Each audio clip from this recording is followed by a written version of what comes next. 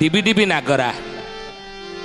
तेणु ये मणिबेदी मालिकार महापुरुष लिखिं ओडिशा को दिने लक्ष्मी देवी छाड़ी चली जाए ताहा कौन सत? यदि ओडिशा को माँ महालक्ष्मी छाड़े स्त्रीहीन हेब ओडिशा ताहा केबे आ लक्ष्मी छाड़े कौन परिस्थिति ओडिशा रे सृष्टि हेब? आज मालिका वचन रे आम ई विषय आलोचना करिया जाउछि एवं आलोचना शेष रे जने भक्तर ना कहवा किए से भक्त कौन तार ना कोठी तार जन्म होइथिबो। मालिकार नाम है मणिबेदी मालिका बा डिबी डिबी नागरा।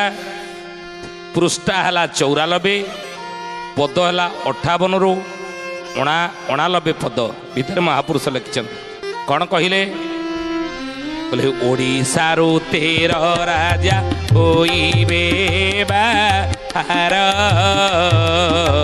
श्री जगन्नाथ को नहीं लीलाटी विस्तार। श्री जगन्नाथ को नहीं लीलाटी विस्तार। श्री जगन्नाथ को नहीं लीलाटी विस्तार। जिते बड़े ओडिशार 13 राजा माने बाहर तो राजा शासन नहीं ना महापुरुष लिखिते मालिकारे राजा होई केही रहिबे नाही विरजा शासन होइब। ये कथा अथेरे आपण शुणी कि राजा नथिबे राजा शासन जाइछि राजतंत्र जाइछि गणतंत्र आसीछि नहीं लोकतंत्र आसीछि। तेणु ये गणतंत्र रे राजा शासन जाई मंत्री शासन आसीछि। तेणु महापुरुष कहते ओडिशारू 13 राजा माने बाहरिबे। ये तो स्पष्ट जना पड़े जे मंत्रिमंडल आग को 13 बाहरिबे। महापुरुष लिखिं जी शासन कर 13 मंत्री बाहरिबे।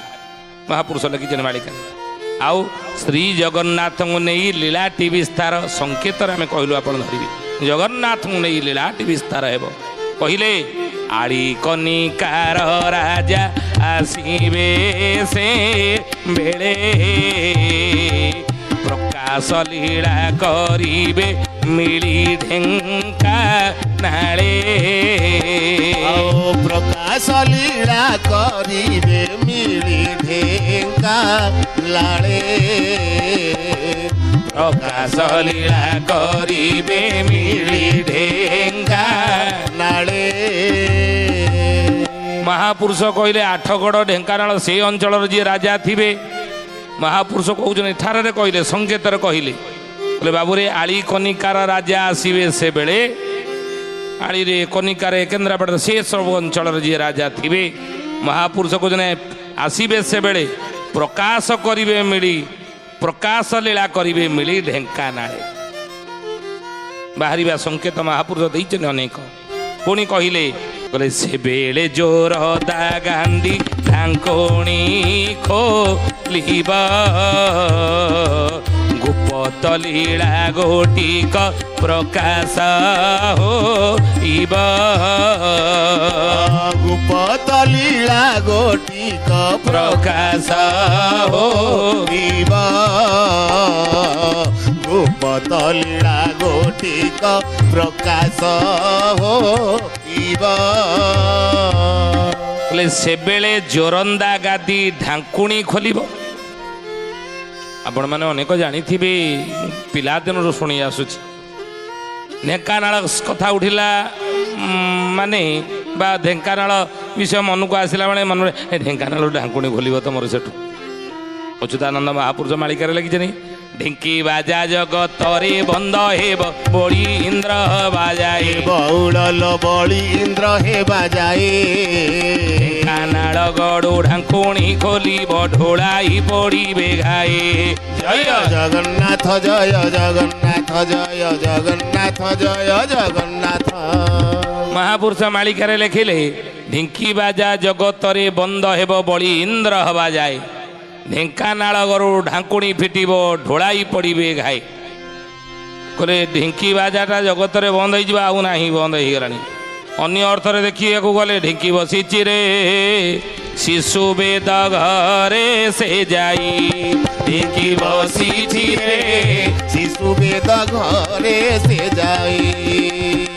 ଢିଙ୍କିର ଶବଦ ହୁଏ ପରବାଦ ଢିଙ୍କିର ଶବଦ ଅଟେ ପରମାଦ ଆଉ ଢିଙ୍କିର ଶବଦ ଅଟେ ପରମାଦ ଆଉ ଢିଙ୍କିର ଶବଦ ଅଟେ ପରମାଦ ବ୍ରହ୍ମା ବିଷ୍ଣୁ ନ ଜାଣଇ ଢିଙ୍କି ବସିଛି ରେ ଶିଶୁ ବେଦ ଘରେ ସେ ଯାଇ ଢିଙ୍କି ବସିଛି ରେ ଶିଶୁ ବେଦ ପରେ ସେ ଯାଇ ଶରୀର ତତ୍ତ୍ୱରେ ଦେଖିଲେ ଢିଙ୍କି କୋଉଟା ନାଇଁ ଶରୀର ଭିତରେ ଢିଙ୍କି ବସିଛି ଶିଶୁ ବେଦ ଘରେ ଯାଇ 21,600 ଥର ପାହାର ପକଉଛି ଢିଙ୍କି ଇ ସାଧନା କଳି ଯୁଗରେ କେହି କରିବେ ନାହିଁ ସାଧନା ଇଏ ବନ୍ଦ ହବ ମହାପୁରୁଷ ଇ ଅର୍ଥରେ ମଧ୍ୟ ଆପଣ ଶରତତ୍ତ୍ୱରେ ବୁଝେଇଛନ୍ତି ତେଣୁ ଜ୍ଞାନୀ ଗୁଣୀ ମଣ୍ଡଳୀ ସେଇ ଢିଙ୍କି ବାଜା ଜଗତରେ ବନ୍ଦ ହେବ ବଳି ଇନ୍ଦ୍ର ହବା ଯାଏ ବଳି ଇନ୍ଦ୍ର ଆସନ କଳି ଯୁଗରେ ପାଇବ ଅଚ୍ୟୁତାନନ୍ଦ ମାଳିକାରେ ଲେଖିଛନ୍ତି ଆଉ ଢେଙ୍କାନାଳ ଗଡ଼ ଢାଙ୍କୁଣି ଫିଟିବ ଧୋଳାଇ ପଡ଼ିବେ ଘାଏ ସେ ଢେଙ୍କାନାଳରୁ ଢାଙ୍କୁଣି ଫିଟିବ ସେ ଢାଙ୍କୁଣିଟା ଅଛି କୋଉଠି ଆମ ମନ ଭିତରେ ପ୍ରଶ୍ନ ଆସୁଥିବ ଆଚ୍ଛା ଢେଙ୍କାନାଳରୁ ଢାଙ୍କୁଣି ଫିଟିବ ମାଳିକା ଲେଖା ଅଛି କୋଉଠି ସେ ଢାଙ୍କୁଣିଟା ଅଛି କୋଉଠି ଫିଟିବ ତାହା ଅଚ୍ୟୁତାନନ୍ଦ ତାକୁ ସମାଧାନ କଲେ ପ୍ରବନ୍ଧ ମାଳିକାରେ ବା ଡିବି ଡିବି ନାଗରା ମାଳିକାରେ ମହାପୁରୁଷ ଲେଖିଦେଲେ ସେ ଢେଙ୍କାନାଳ ଗଡ଼ ଯେଉଁ ଢାଙ୍କୁଣିଟି ଫିଟିବ ସେ ଢାଙ୍କୁଣିଟା ଅଛି କୋଉଠି ନା କୋଉଠି ନା ସେ ବେଳେ ଜୋର ଦାଗାଦି ଢାଙ୍କୁଣି ଖୋଲିବ ପ୍ରକାଶ ଲୀଳା ଗୋଟିକ ପ୍ରକାଶ ହୋଇବ ଗୋପତ ଲୀଳା ଗୋଟିକ ପ୍ରକାଶ ହୋଇବ ଗୋପତ ଲୀଳା ଗୋଟିକ ପ୍ରକାଶ ହୋଇବ ତେଣୁ ଢାଙ୍କୁଣିଟା କୋଉଠି ଅଛି ଆମେ ସ୍ପଷ୍ଟ ଜଣାପଡ଼ିଲା ମହାପୁରୁଷଙ୍କର ମାଳିକା ପଦରୁ କୋଉଠି ଅଛି ନା ଜୋରନ୍ଦା ଗାଦି ଢେଙ୍କାନାଳ ଯେଉଁ ଜୋରନ୍ଦା ଗାଦି ଅଛି ମହିମା ଧର୍ମ ସମ୍ପ୍ରଦାୟର ଯେଉଁ ଅଲେଖ ସମ୍ପ୍ରଦାୟର ଯେଉଁ ମହିମା ଆଶ୍ରିତ ଯେଉଁମାନେ ସମ୍ପ୍ରଦାୟ ଅଛନ୍ତି ସେଠି ଜୋରନ୍ଦା ଗାଦିରେ ଅଛନ୍ତି ତେଣୁ ସେଇ ଜୋରନ୍ଦା ଗାଦିରେ ଢାଙ୍କୁଣିଟି ରହିଛି ଯେ ଢାଙ୍କୁଣିଟି ଖୋଲିବ ସେତେବେଳେ ଆଉ ସେତେବେଳେ କ'ଣ ହବ ନା ମହାପୁରୁଷ ଲେଖିଛନ୍ତି ଜଗନ୍ନାଥ ସତ୍ୱ ପାଇଁ ମକଦ୍ଦମା ହେବ ଜ୍ଞାନୀଙ୍କର କୂଟନୀତି ଧରା ପଡ଼ି ଯିବ ଜ୍ଞାନୀଙ୍କର କୂଟନୀତି ଧରା ପଡ଼ି ଯିବ ଜ୍ଞାନୀଙ୍କର କୂଟନୀତି ଧରା ପଡ଼ି ଯିବ ମକଦ୍ଦମା ହେବ କାହା ପାଇଁ ଜଗନ୍ନାଥଙ୍କ ସତ୍ୱ ପାଇଁ ମକଦ୍ଦମା ହେବ ବୋଲି ଅଚ୍ୟୁତାନନ୍ଦ ମାଳିକା ଲେଖିଦେଲେ ବୋଲି ମହାପୁରୁଷ ଅଚ୍ୟୁତାନନ୍ଦ ଜି କି ମଣ୍ଡଳୀ ସୁଧେୟାନି ଆମେ ଆଲୋଚନା କରୁଥିଲେ କ'ଣ ନା ମହାପୁରୁଷ ଲେଖିଛନ୍ତି ଯେ ଓଡ଼ିଶାକୁ ଦିନେ ଲକ୍ଷ୍ମୀ ଦେବୀ ଛାଡ଼ିକି ଚାଲିଯିବେ କ'ଣ ଏମିତି ପରିସ୍ଥିତି ହେବ ଯେ ଓଡ଼ିଶାକୁ ଲକ୍ଷ୍ମୀ ଛାଡ଼ିବେ କେତେବେଳେ ଛାଡ଼ିବେ ଆଉ ଛାଡ଼ିଲେ ଓଡ଼ିଶାର ପରିସ୍ଥିତି କ'ଣ ହେବ ଏଇ ବିଷୟ ଆଜି ଆମେ ଆଲୋଚନା କରୁଛେ ଏବଂ ମହାପୁରୁଷ କହୁଛନ୍ତି ଜଗନ୍ନାଥ ସତ୍ୱ ପାଇଁ ମକଦ୍ଦମା ହେବ ଜଗନ୍ନାଥ ସତ୍ୱ ପାଇଁ ମକଦ୍ଦମା ହେବ ଆଉ ସେତେବେଳେ ଜ୍ଞାନୀଙ୍କର କୂଟନୀତି ଧରା ପଡ଼ିଯିବ ସମସ୍ତ ଧରା ପଡ଼ିବ ଓଡ଼ିଶାର ସେତେବେଳେ 13 ରାଜା ବାହାରିବେ ମହାପୁରୁଷ ଲେଖିଛନ୍ତି ପୁଣି କହିଲେ ଓଡ଼ିଶାକୁ ଲକ୍ଷ୍ମୀ ଦେବୀ ଛାଡ଼ିଣ ଯେ ଯିବେ ଓଡ଼ିଶାକୁ ଦୁର୍ଭିକ୍ଷ ଯେ ମାଡ଼ିଣ ଆସିବେ ଓଡ଼ିଶାକୁ ଦୁର୍ଭିକ୍ଷ ଯେ ମାଡ଼ିଣ ଆସିବେ ଓଡ଼ିଶାକୁ ଦୁର୍ଭିକ୍ଷ ଯେ ମାଡ଼ିଣ ଆସିବେ କେତେବେଳେ ଲକ୍ଷ୍ମୀ ଛାଡ଼ିବେ ଆଉ କାହିଁକି ଛାଡ଼ିବେ ଆମେ ଆପଣମାନଙ୍କୁ କହିଲୁ କେତେବେଳେ ଛାଡ଼ିବେ ନା ଯେତେବେଳେ ଜଗନ୍ନାଥ ସତ୍ୱ ପାଇଁ ମକଦ୍ଦମା ହେବ ସେତେବେଳେ ଆମେ ଏଇ ଜାଗାରେ ଗୋଟେ ଶବ୍ଦ ଲଗେଇଛୁ ଜ୍ଞାନୀ ଗୁଣୀମାନେ ଯେଉଁ ଶବ୍ଦଟି ଥିଲା ସାମାଜିକ ପରିସ୍ଥିତିକୁ ଲକ୍ଷ୍ୟ କରି ସେ ଶବ୍ଦଟି ସେଠି ଉପଯୋଗ କଲୁ ନାହିଁ ଲେଖା ହେଇଛି ଜ୍ଞାନୀଙ୍କର କିନ୍ତୁ ସେଇ ଜାଗାରେ ଅନ୍ୟ ଗୋଟେ ଶବ୍ଦ ଅଛି ମହାପୁରୁଷ ଲେଖିଲେ ଜ୍ଞାନୀଙ୍କର କୂଟନୀତି ଧରା ପଡ଼ିଯିବ କିନ୍ତୁ ସେଠି ଆଉ ଗୋଟେ ଶବ୍ଦ ଅଛି ଆମେ ଜ୍ଞାନୀ ଶବ୍ଦ ଲଗେଇଲୁ ବୁଝିଲେ ଆପଣ ଧରିବେ ଏ କଥାକୁ ତେଣୁ ମହାପୁରୁଷ କହିଲେ ସେଇ ସମୟରେ ହିଁ ଓଡ଼ିଶାକୁ ଲକ୍ଷ୍ମୀ ଦେବୀ ଛାଡ଼ି ନ ଯିଏ ଯିବେ ଆଉ ଓଡ଼ିଶାକୁ ଦୁର୍ଭିକ୍ଷ ଯେ ମାଡ଼ି ନ ଆସିବେ କ'ଣ ଲକ୍ଷ୍ମୀ ଛାଡ଼ିଲେ ତାହେଲେ ଓଡ଼ିଶାରେ କି ପରିସ୍ଥିତି ସୃଷ୍ଟି ହେବ ନା ଲକ୍ଷ୍ମୀ ଛାଡ଼ିଲେ ଦୁର୍ଭିକ୍ଷ ଓଡ଼ିଶାକୁ ପଡ଼ିବ। ଅତୀତରେ ଆମେ ଅନେକ ବାର ଏ କଥା କହିଛେ ଓଡ଼ିଶାରେ କିଭଳି ପରିସ୍ଥିତି ସୃଷ୍ଟି ହେବ। କେତେବେଳେ ଠାରୁ ବିଂଶ ଅଙ୍କଠାରୁ ଓଡ଼ିଶା ଦେଶରେ ହୋଇବ ଫସଲ ହାନି ବହୁଳ ହୋଇବ ଫସଲ ହାନି ଦିନକୁ ଦିନ ହୋଇବ ମହରଗ କଷଣ ଭୋଗିବେ ପ୍ରାଣୀ। ଜୟ ଜଗନ୍ନାଥ ଜୟ ଜଗନ୍ନାଥ ଜୟ ଜଗନ୍ନାଥ ଜୟ ଜଗନ୍ନାଥ। ତେଣୁ ଏ ସମୟ ଠାରୁ ଧୀରେ ଧୀରେ ଫସଲ ହାନି ହେବ, ଦୁର୍ଭିକ୍ଷ ପରିସ୍ଥିତି ସୃଷ୍ଟି ହେବ। ମହାପୁରୁଷ ସେଇ କଥା କହିଲେ ଓଡ଼ିଶାକୁ ଦୁର୍ଭିକ୍ଷ ଯେ ମାଡ଼ି ନ ଆସିବେ, ଲକ୍ଷ୍ମୀ ଛାଡ଼ିଯିବ, ଶ୍ରୀହୀନ ହୋଇଯିବ ଓଡ଼ିଶା ବୋଲି ମହାପୁରୁଷ ମାଳିକାରେ ଲେଖିଥିଲେ। ପ୍ରବନ୍ଧ ମାଳିକା ଆମେ କହିଛୁ, କେଉଁଥିରେ ଲେଖା ଅଛି ନା ପ୍ରବନ୍ଧ ମାଳିକା ବା ଡିବି ଡିବି ନାଗରା। ପୃଷ୍ଠା ହେଲା 94, ପଦ ହେଲା 58ରୁ 89 ପଦ ଭିତରେ ଏଇଗୁଡ଼ିକ ସବୁ ଲେଖା ଅଛି। ତେଣୁ ମହାପୁରୁଷ କହିଲେ ସେତେବେଳେ କ'ଣ ହେବ କହିଲେ ଧାନ ଚାଉଳ ନ ମିଳିବ ଖାଇବା ସକାଶ ଅନ୍ନ କଷ୍ଟରେ ବହୁ ଯେ ଲୋକେ ହେବେ ନାଶ ଅନ୍ନ କଷ୍ଟରେ ବହୁ ଯେ ଲୋକେ ହେବେ ନାଶ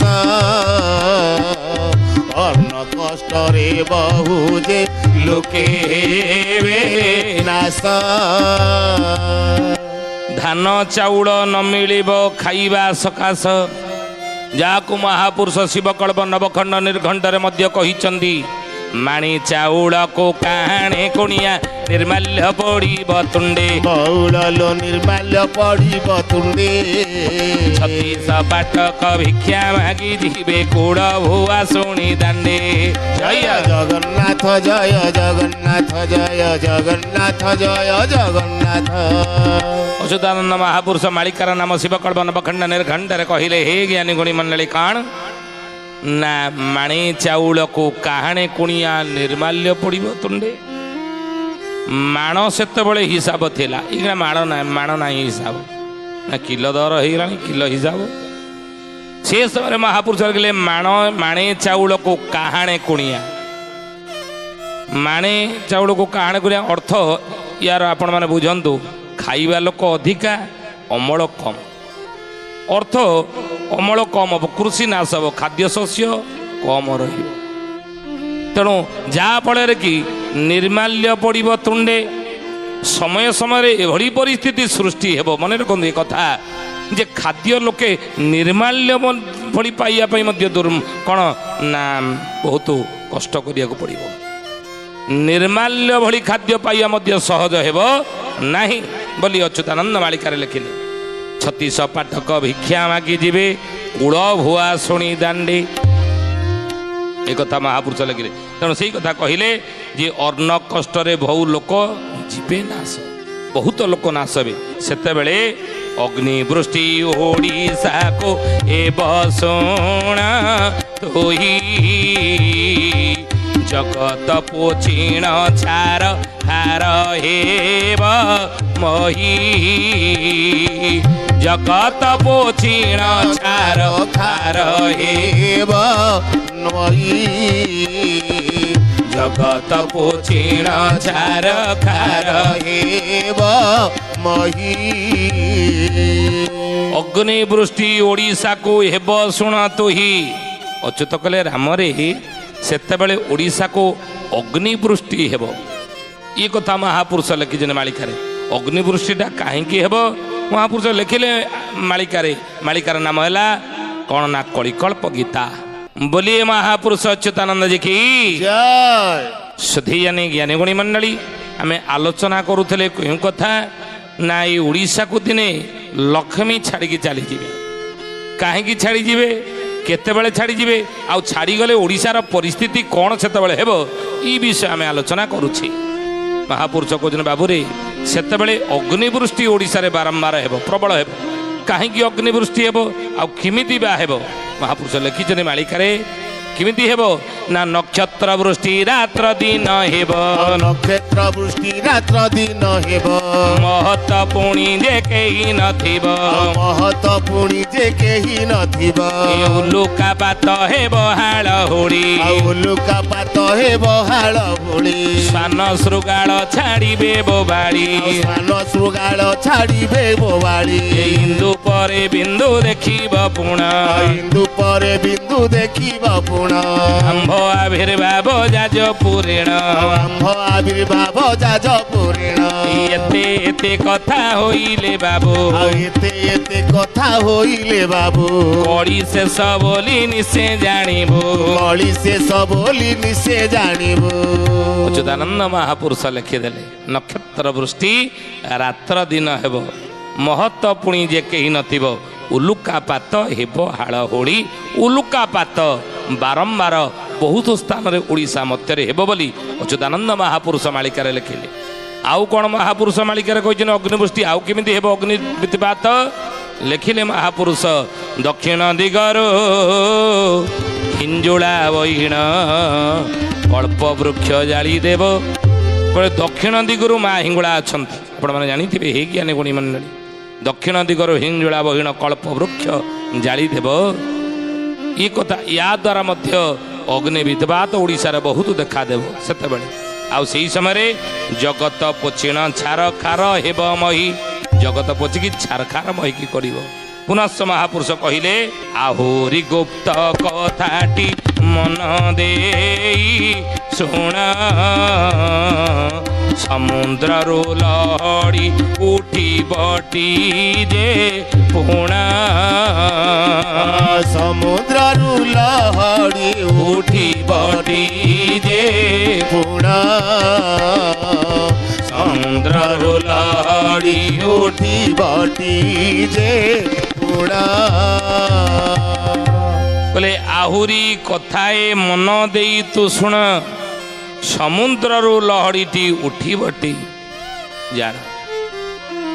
ଜ୍ଞାନୀ ଗୁଣୀ ମଣ୍ଡଳୀ ଏ କଥା ଉପରେ ଆଜି ବିଭିନ୍ନ ୟୁଟ୍ୟୁବ୍ ଚ୍ୟାନେଲ୍ ଆପଣ ଦେଖିବେ କିଏ କହୁଛନ୍ତି ହେଇ ମୀନ ଖେଳିଲା କିଏ କହୁଛନ୍ତି ସମୁଦ୍ର ମାଡ଼ି ଆସିଲା କିଏ କହୁଛନ୍ତି 22 ପାବଛେ ମୀନ ଖେଳିଲେଣି କିନ୍ତୁ ଅଚ୍ୟୁତ ମହାପୁରୁଷ ମାଳିକାରେ ଲେଖିଛନ୍ତି ସମୁଦ୍ର ଉଠି ଆସିବାର ସମୟ କେତେବେଳେ ଏ ସମୟ କେତେବେଳେ ପଡ଼ିବ ଯେଉଁ ସମୟରେ କି ସମୁଦ୍ର କୂଳ ଲଙ୍ଘନ କରି 22 ପାବଛ ପର୍ଯ୍ୟନ୍ତ ଆସିବ ଏବଂ ରତ୍ନ ସିଂହାସନ ଛୁଇଁବ ସେ କଥା ମାଳିକାରେ ମଧ୍ୟ ମହାପୁରୁଷ ଲେଖିଛନ୍ତି। ଏବେ ସେଇଟା ହେଇନାହିଁ କେତେବେଳେ ଆସିବ ମହାପୁରୁଷ ଲେଖିଛନ୍ତି ରବି ସୋମ ନେଇ ବିନ୍ଦୁରେ ବସାଅ ଅର୍ଥେ ରଖ ନବଗ୍ରହ ବଉଳଲୋ ଅର୍ଥେ ରଖ ନବଗ୍ରହ ତାରକ ଦଣ୍ଡକ କୁଣ୍ଡଳୀ ମଧ୍ୟରେ ପଞ୍ଚଭୂତ ଖଞ୍ଜି ଦିଅ।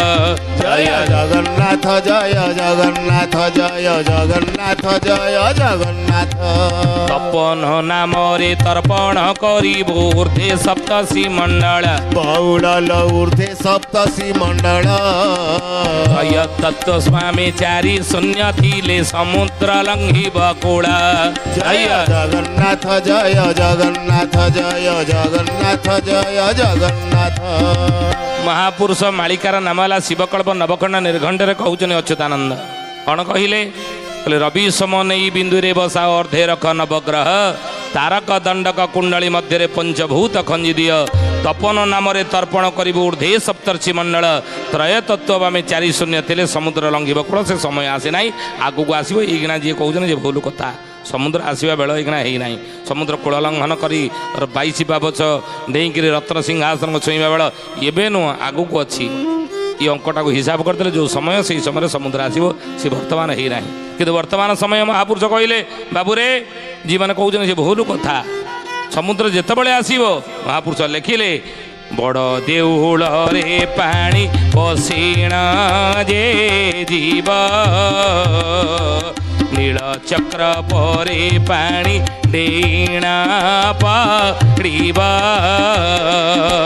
ନୀଳ ଚକ୍ର ପରେ ପାଣି ଡେଇଣ ପଡ଼ିବ ନୀଳ ଚକ୍ର ପରେ ପାଣି ଡେଇଣ ପଡ଼ିବ। ତେଣୁ ମହାପୁରୁଷ କହିଲେ ନୀଳ ଚକ୍ରରେ ପାଣି ଡେଇଁକି ପଡ଼ିବ ସମୁଦ୍ର ତଳେ ମାଡ଼ି ଆସିବ ଆଉ ସେହି ସମୟରେ ଇଏ ହେଉଛି ସଂକେତ ସେହି ସମୟରେ କହିଲେ କମଳା ନିର୍ଦ୍ଦୟା ହେବାରୁ ଉତ୍କଳ ଦେଶୀ